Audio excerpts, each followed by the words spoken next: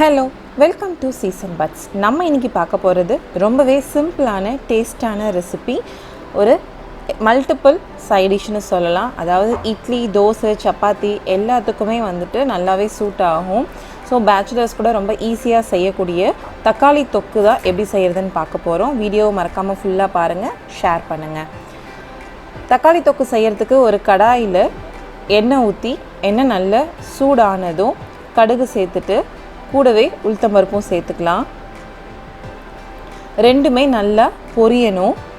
கடுகு வெடிக்கும் போது நம்ம தேவையான அளவு கருவேப்பிலை சேர்த்துக்கலாம்.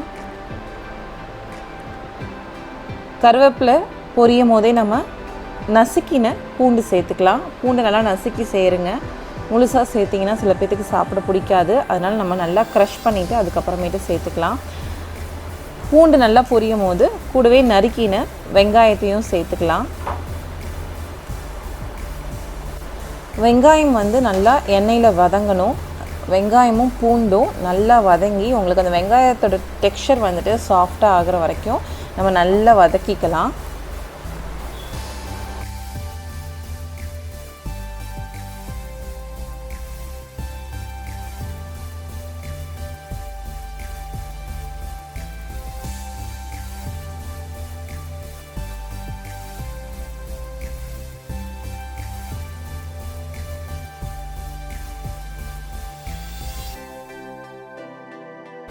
இந்த தக்காளி தொக்கை யார் வேணாலும் செய்யலாம், யார் செஞ்சாலும் டேஸ்ட்டாக இருக்கும்.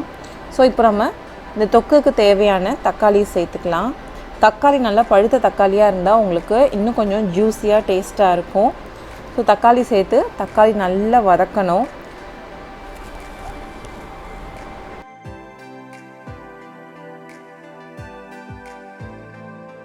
தக்காளி வதங்கும் போதே நம்ம மஞ்சத்தூள் சேர்த்துக்கலாம்.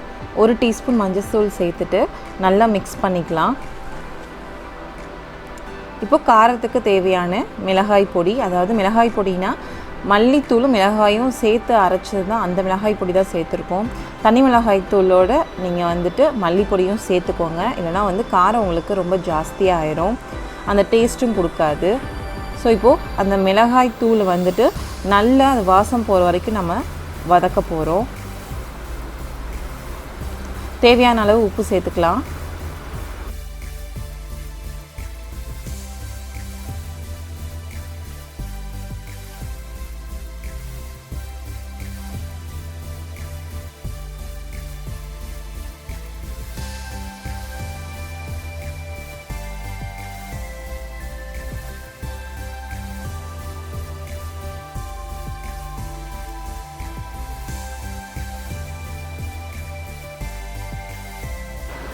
இப்போ ரொம்ப ட்ரை ஆயிடுச்சு அப்படின்னா நம்ம தொக்குக்கு தேவையான தண்ணி வந்துட்டு கொஞ்சமாக சேர்த்துக்கலாம்.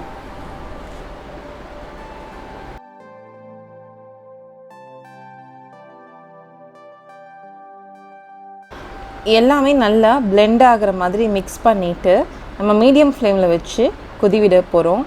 ஸோ உங்களுக்கு எந்த அளவுக்கு நல்லா கொதிக்கணும் அப்படின்னு பார்த்தீங்கன்னா, நம்ம ஆட் பண்ணின ஆயில் மேலே எக்ஸ்ட்ராக்ட் ஆகி வரணும். ஆயில் மேலே மிதந்து வந்துச்சு அப்படின்னா நம்மளோட தக்காளி தொக்கு ரெடி.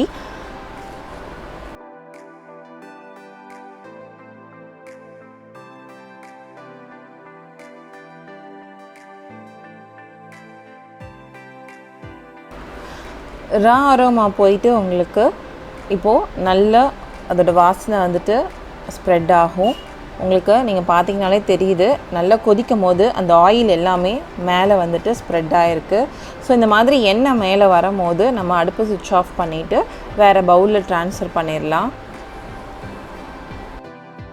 ரொம்பவே சிம்பிளான டேஸ்டான தக்காளி தொக்கு ரெடி. இதை யார் வேணாலும் ரொம்ப சுலபமாக செய்யலாம், டேஸ்ட்டாக செய்யலாம்.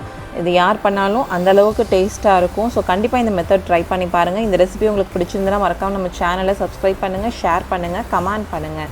உணவே மருந்து, மருந்தே உணவு, அதுவே நம் பாரம்பரியம். தேங்க்ஸ் ஃபார் வாட்சிங் திஸ் வீடியோ.